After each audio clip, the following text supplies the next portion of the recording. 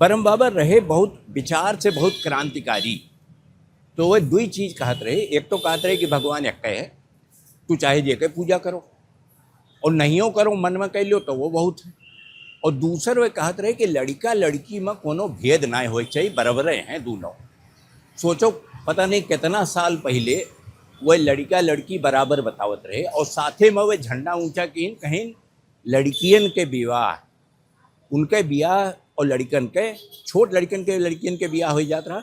वह का कहीं कि बिल्कुल गलत है, एक बंद करो। और जो नहीं मंदिरवा उनके नाव पे बन गए, पहले तो खाली पेड़े रहा, अब बड़ा मंदिर बन गए, घंटी का आवाज़ सुनाई पड़ती हुई।